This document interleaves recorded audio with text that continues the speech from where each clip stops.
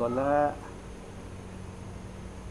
पाखापाखी 2 मास हो गला आमर बरगढ़ सहर रे जेन किशन पट्टनायक को स्मृति रे समता भवन रही छे से समता भवन रे आसिकरी गुटे विशेष पारिवारिक दायित्व कारण रु हिंदी भाषार जड़े सुपरिचित सांबादिक तृणमूल स्तर रे विभिन्न जन आंदोलन संगे संपृक्त थिबार भारतर विभिन्न राज्य रे विभिन्न जनसंगठन समाजवादी विचार समसामयिक अनेक जनाशुना व्यक्ति अब विशेष करी विकल्प संधान रे काम करुथिबार संगठन और व्यक्ति मानकर संगे जुड़ी होई करी हिंदी भाषा रे नियमित भाव रे जड़े स्वतंत्र सांबादिक हिसाब रे लेखनी चालना करुथिबार जड़े साथी बाबा मायराम जहाँकर जन्म मध्य प्रदेश रो भोपाल पाखे होशंगाबाद जिल्लार पिपरिया पाखर गुटे गाँ पलिया पिपरिया से गत पाखापाखी 4 दशंधि हैला सांबादिकता जन आंदोलन जनसंगठन मानकर संगे संपृक्ति आउ तृणमूल स्तर रे विकल्प संधान रे काम करुथिबार संगठन संस्था व्यक्ति मानकर विषय रे नियमित भाव रे लेखि आसुथिबार जड़े जनवादी सांबादिक समता भवन रे गत पाखापाखी 2 मास रहणी भितरे आमर बरगढ़ आखपाखर विभिन्न प्रसंग के लेकर पाखापाखी 5टा रिपोर्टिंग लेखा हिसाब रे हिंदी खबर कागज रो देशबंधु अमर उजाला ई सबुरे तांकर स्तंभ हिसाब रे प्रकाशित करि आसुछन। आज आमे माने तांको विषय रे तांकर ठानु सुनबार लगी तांकर सांबादिकता जीवन रो अनुभव विभिन्न विकल्प संधान रे काम करुथियार व्यक्ति मानकर विषय रे आमे माने ई स्वतंत्र साक्षात्कार कार्यक्रम रो आयोजन करिछु। साथी बाबा मायराम गुटे समय रे तांकर छात्रावस्था रे किशन पट्टनायकर अति निकट सानिध्य लाभ करिथिबार सुयोग पाइथिले।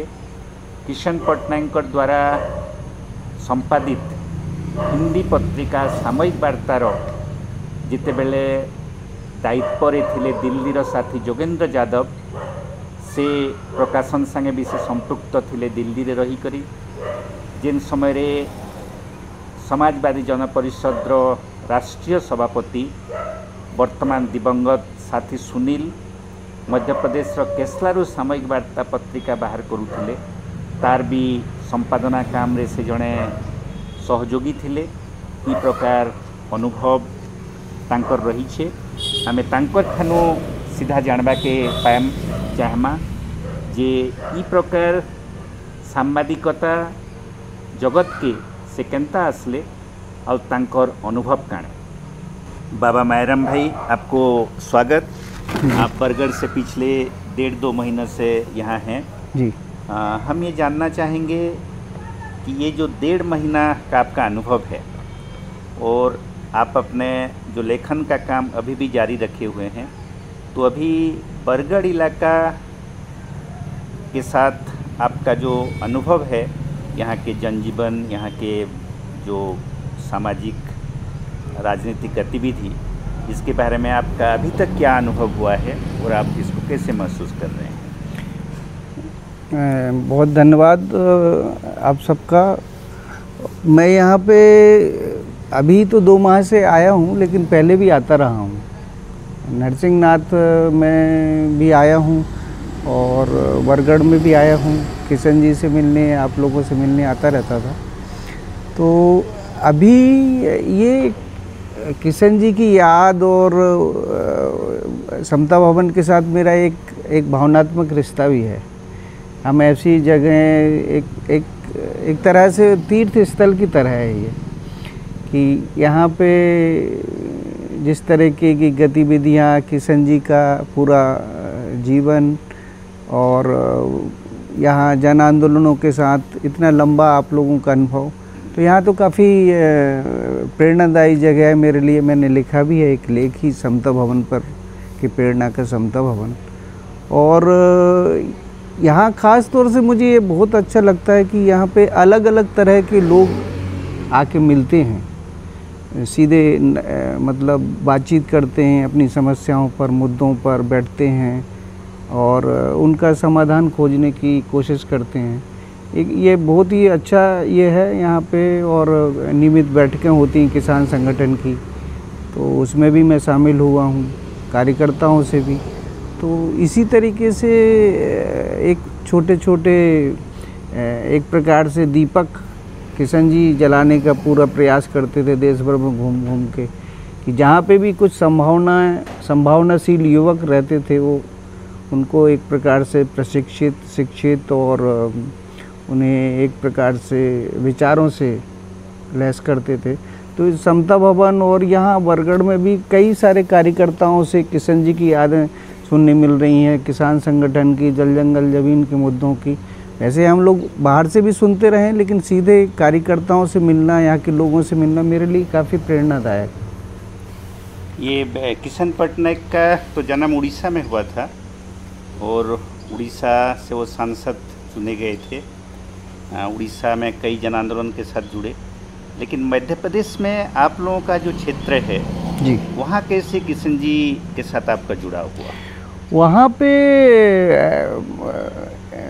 हमारे एक साथी थे राजनारायण जी, इटारसी के समाजवादी विचारों से प्रेरित युवा थे। और इटारसी के पास केसला है जो आदिवासी इलाका है, और वहाँ गोंड और कोरकू आदिवासी हैं।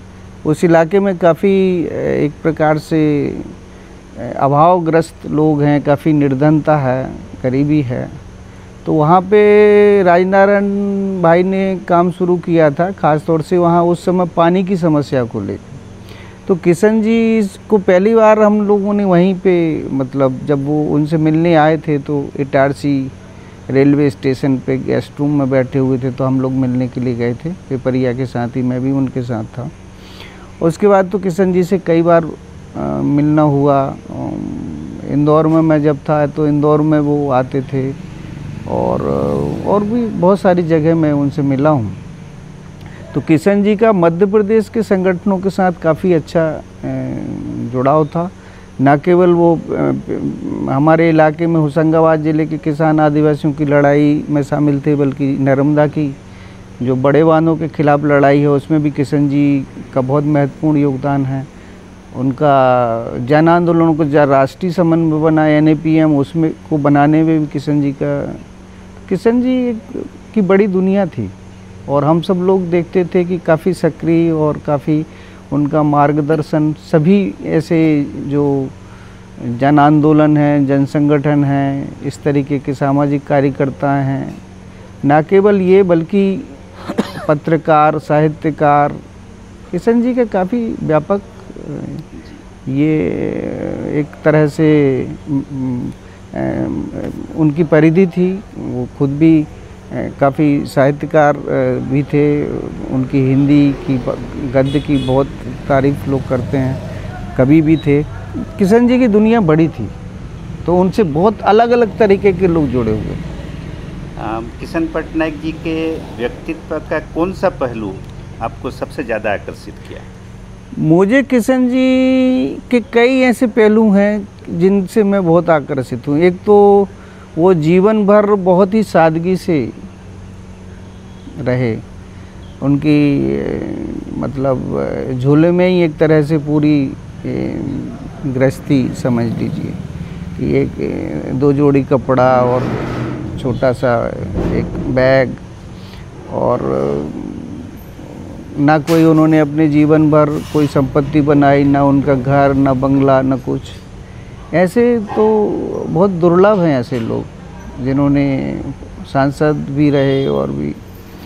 तो किशन जी की सादगी, किशन जी का एक तरह से एक समान व्यवहार, हम लोग भी कई बार उनसे मिलते थे तो लगता था कि लगता नहीं था कि हमें किशन जी मतलब कोई ऐसे एक दूर का रिश्ता है, अपनत्व की भावना उनके साथ रहती थी। हम कहीं भी रहें एक उनकी उपस्थिति बनी रहती थी, और आज भी उनकी उपस्थिति एक तरह से है कि उनकी एक नैतिक आभा हम लोगों के ऊपर में मंडराती रहती है। किशन पटनायक जी जो हिंदी मासिक पत्रिका निकालते थे सामयिक वार्ता जी, उस सामयिक वार्ता का संपादन सहयोग में आपका एक सक्रिय भूमिका रहा, साथ ही सुनील जी के संपादना में और साथ ही योगेंद्र यादव के भी संपादना में।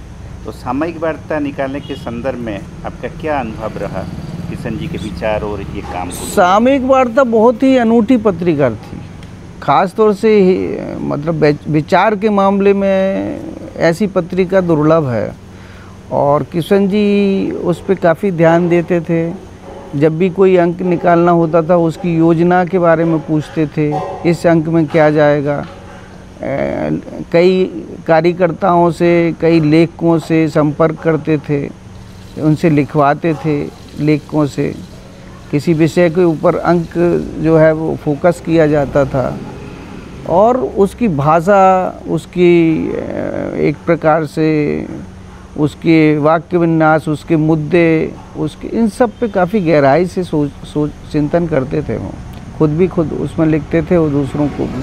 तो एक प्रकार से सामयिक वार्ता एक शिक्षण की तरह है, वो एक लोगों का, कार्यकर्ताओं का ख़ास तौर से और जागरूक नागरिकों का एक बहुत ही अच्छा शिक्षण। कई ऐसे मुद्दे हैं जिन पे सामयिक वार्ता ने बहुत अगुवाई करी है, ख़ास तौर से नई आर्थिक नीतियों के मामले में सामयिक वार्ता ने काफ़ी अगुवाई की।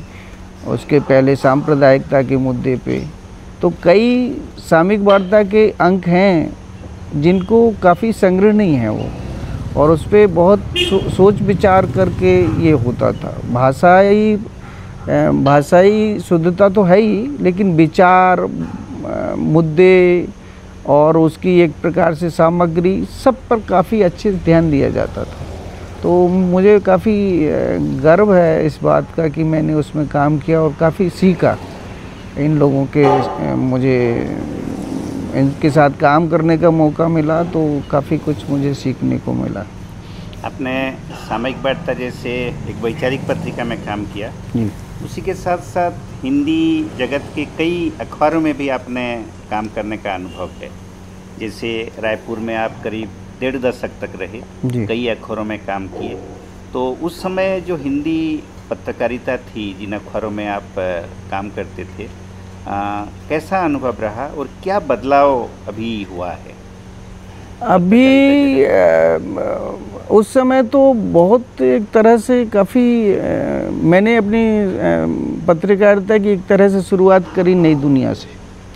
उस समय हमारे संपादक हुआ करते थे राहुल बारपोते जी, जो हिंदी के और पत्रकारिता जगत में उनका काफ़ी नाम है। उनको भीष्म पितामह भी कहते हैं पत्रकारिता का।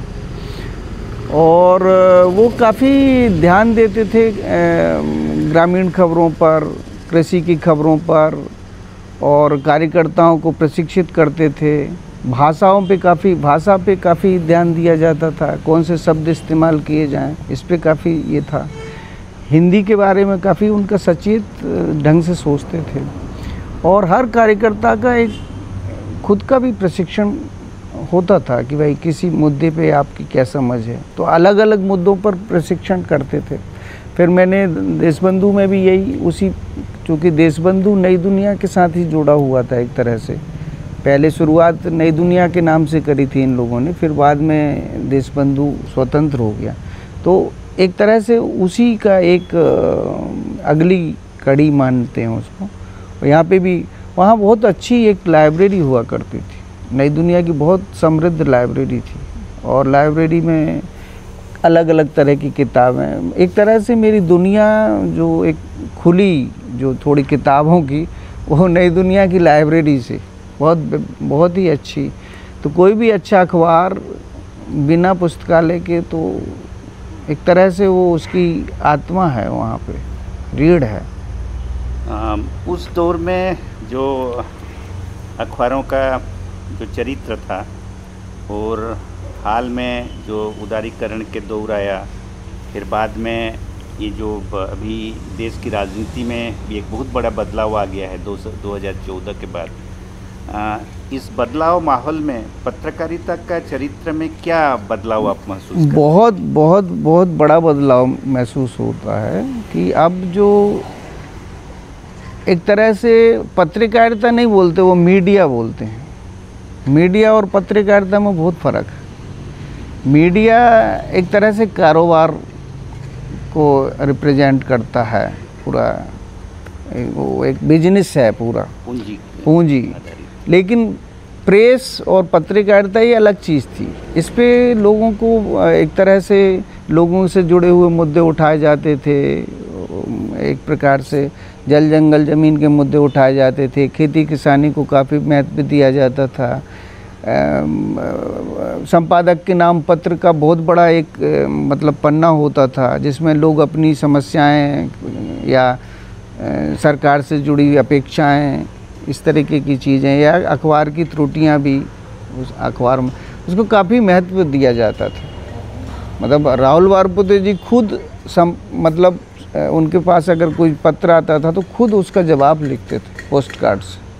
तो एक तरह से पहले एक जिम्मेवारी, प्रतिबद्धता, पत्रकारिता के मूल्य, सत्यता, निष्पक्षता, इस तरीके की जिम्मेवारी, ये सब था।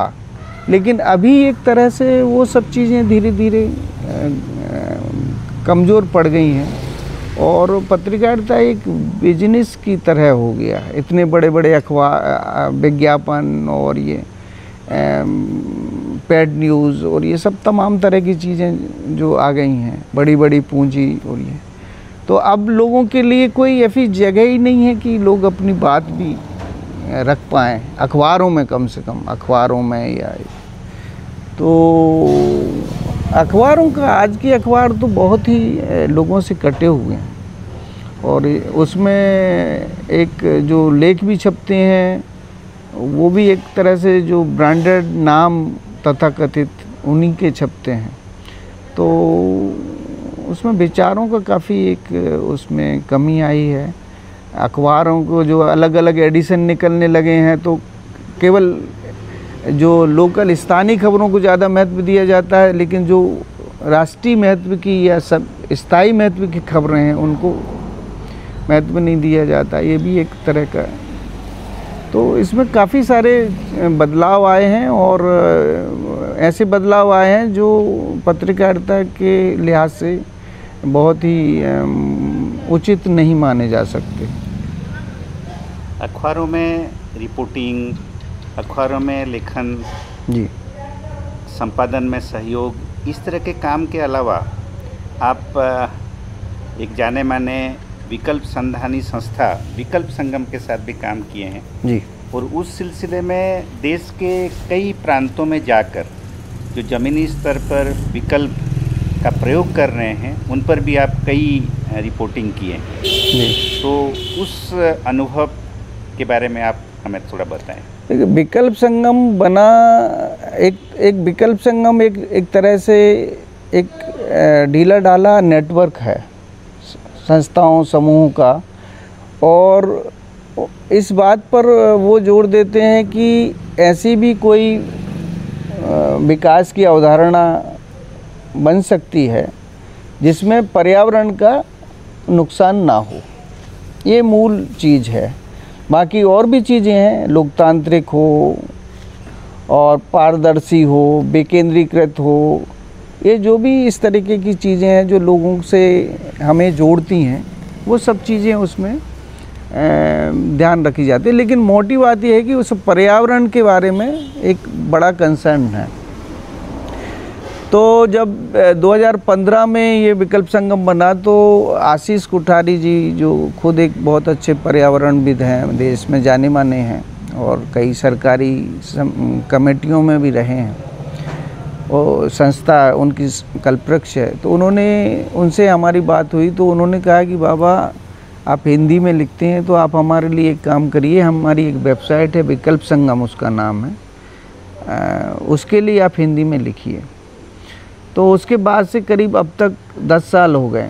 मैं पूरे देश भर में बहुत सारे राज्यों में गया हूँ और वहाँ पर मैंने एक चीज़ देखी कि जहाँ पर भी कुछ विकल्प की पहल हो रही है, चाहे वो शिक्षा में हो, चाहे स्वास्थ्य में हो, चाहे महिला संगठन में हो, चाहे जेंडर पर हो, चाहे बुनकरी पर हो, या इस तरीके की कुछ और भी ये हो, तो उसमें कुछ वो लोग कर रहे हैं। तो उनका एक दस्तावेजीकरण मैंने करा है और ऐसी कहानियाँ ख़ास तौर से जो ज़्यादातर पहली बार लिखी गई हैं, ऐसी भी बहुत सारी कहानियाँ हैं, और लोगों के बारे में है, व्यक्तियों के बारे में है, समूहों के बारे में है, संस्थाओं के बारे में है, और कई विभिन्न मुद्दों पर हैं। तो वो विकल्प संगम की वेबसाइट पर हैं और उसमें हम ये देखते हैं कि ऐसे कुछ विकल्प उभर रहे हैं क्या, जिसमें लोगों की खुद की भागीदारी हो, वो विकेंद्रित हो, एक डेमोक्रेटिक हो और पर्यावरण का नुकसान ना हो। कुछ हमारे क्राइटेरिया हैं, उसमें से सभी पैमाने पर हर काम खरा उतरेगा ऐसा ज़रूरी नहीं है। उसके 2-3 पहलू भी अगर उसमें कवर होते हैं तो उसमें हम फिर रुचि लेते हैं, उनकी जाते हैं वहाँ और फिर उनसे बात करते हैं, उनके दस्तावेज देखते हैं, फिर स्टोरी करते हैं। विकल्प संगम में आप जो रिपोर्टिंग किए हैं जी, उनमें से एक आध उदाहरण दीजिए, क्योंकि हमारे दर्शकों को थोड़ा रुचि लगेगा। जी, ऐसे तो बहुत सारे मतलब उदाहरण हैं जहाँ पे मैं गया हूँ, मुझे खुद भी बहुत अच्छा लगा है, और ख़ास तौर से मुझे एग्रीकल्चर के कई प्रयोग देखने को मिले हैं और देसी बीजों के। हमारे इलाके में एक बाबूलाल दहिया जी हैं, बहुत ही मतलब ज़्यादा उनका शिक्षा नहीं है, लेकिन उन्होंने देसी बीज बचाने का काफ़ी अच्छा प्रयोग करा है। वो रहते हैं सतना ज़िले में, पिथौराबाद गांव है उनका, और धान का काफ़ी उनका बड़ा संग्रह है, और बीज बैंक बनाया उन्होंने। और पहली बार जब मैं गया था 2008-09 में, तब उनको मतलब बहुत लोग ज़्यादा नहीं जानते थे। फिर मैंने एक आर्टिकल लिखा था, फिर वो अंग्रेजी में भी अनुवाद किया गया उसका, और अभी कुछ समय पहले 2-3 साल पहले उनको पद्म श्री से नवाजा गया है।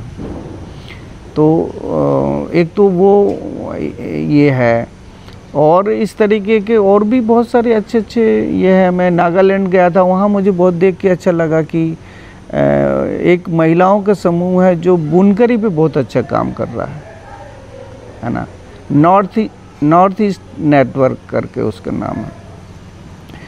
तो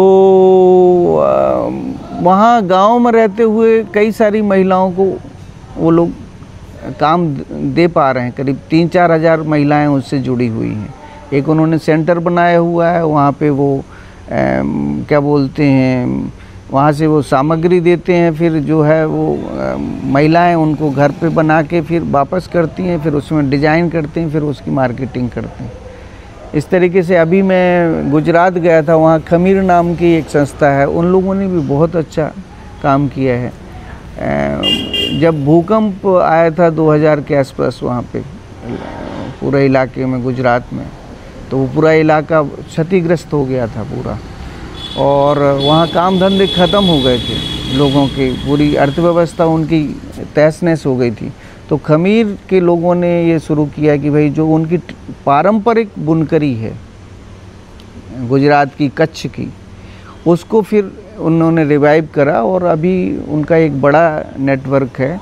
वो कपास उगा भी रहे हैं, फिर कपास से कटाई भी कर रहे हैं, फिर रंगाई भी कर रहे हैं और नेचुरल डाइंग भी कर रहे हैं और कपड़े बना रहे हैं और बेच रहे हैं। तो एक तरह से पूरी प्रक्रिया से बहुत सारे लोगों को रोज़गार भी मिल रहा है, आजीविका भी मिल रही है ना। स्वास्थ्य में एक काम यहाँ पे बिलासपुर में बहुत अच्छा हो रहा है, जन स्वास्थ्य सहयोग का। इसकी मैंने बहुत सारी स्टोरी करी हैं और मैं लगातार जाता रहा हूँ। तो मैं केवल लिखता हूँ और काम ख़त्म हो जाता है, ऐसा मेरा ऐसा नहीं है।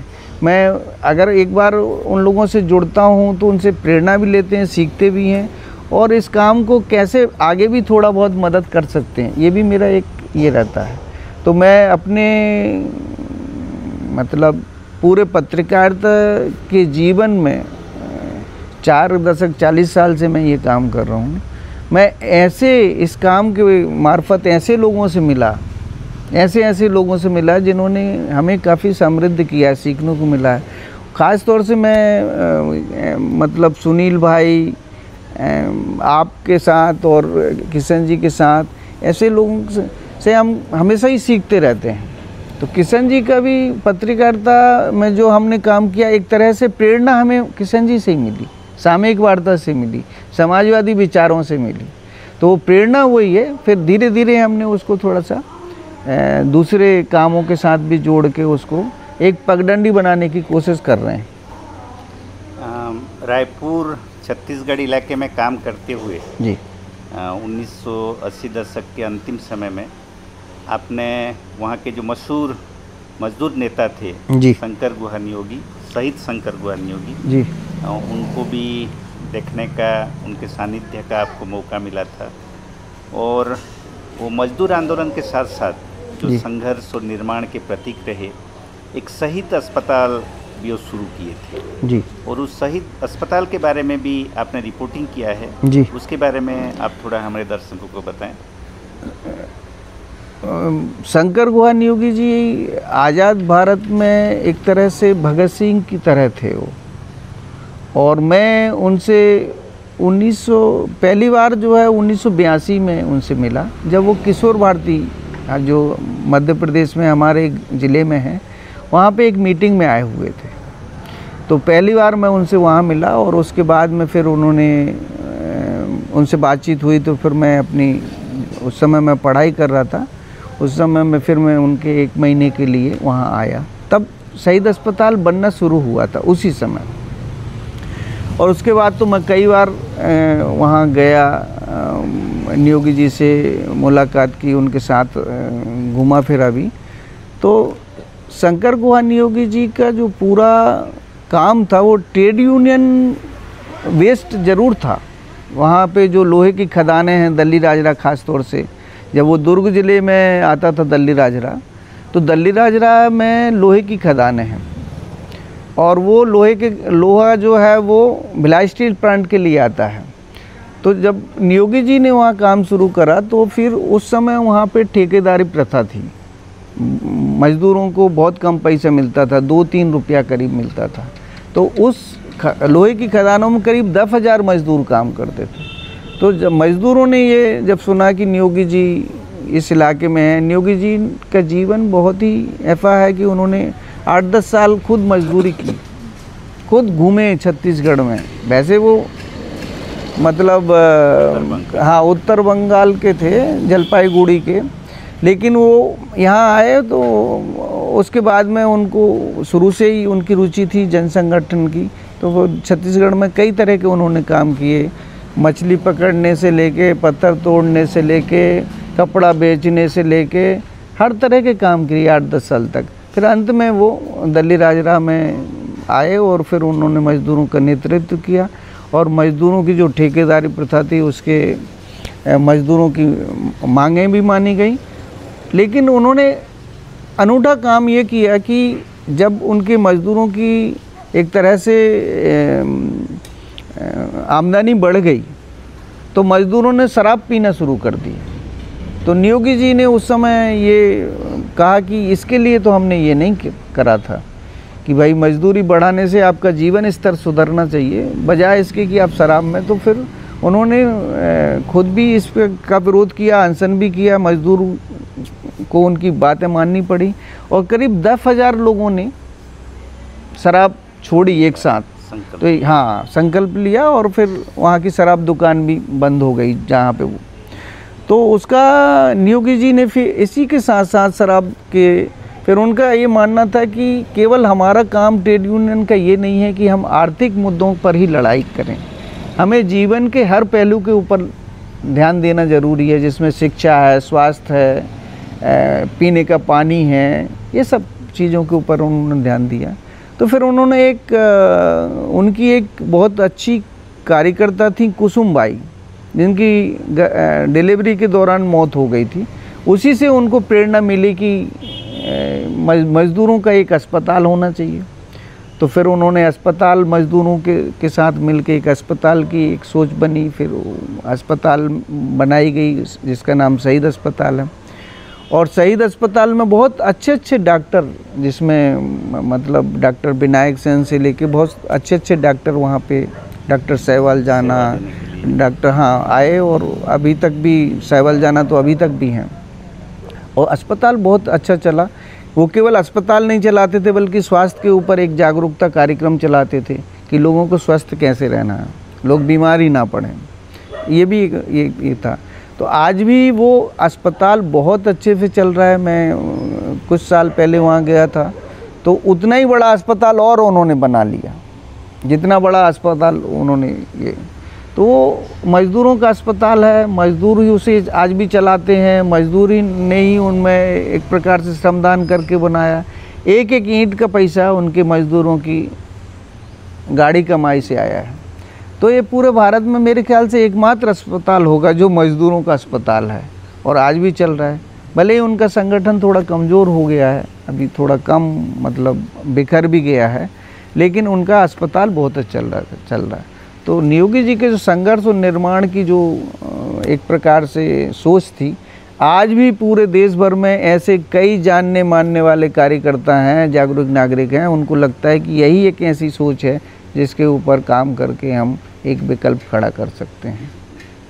तो जैसा आपने अपना अनुभव बताया, समाजवादी चिंतक किशन पटनायक से शुरू करके जी, शहीद शंकर गुहा नियोगी जैसे क्रांतिकारी मजदूर संगठक के साथ आपका अनुभव हम लोगों से साझा किए। लेकिन अब जो पत्रकारिता, जो मीडिया का जगत है, इसमें जो बदलाव आ गया है आज के समय में, इसको देखकर आपको कभी निराशा होती है या कोई उम्मीद भी लगती है? नहीं, मुझे निराशा नहीं होती है, बहुत मैं निराश नहीं हूँ।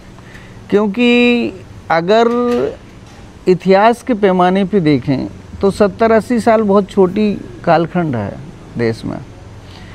और अभी तो जैसे सुबह हुई है अगर इतिहास के दृष्टिकोण से देखें। और दूसरी बात यह है कि कोई भी बदलाव जो है वो किशन जी खुद कहा करते थे कि बहुत जल्दी नहीं होता है। सामाजिक बदलाव भी बहुत जल्दी नहीं होते हैं, इसमें सालों लगते हैं।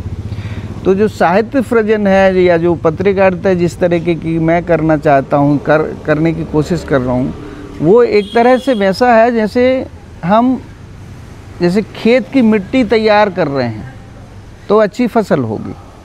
कोई भी देश में बिना शिक्षा के, बिना एक प्रकार से सोच के, बिना विचार के कोई नई पीढ़ी कैसे तैयार होगी।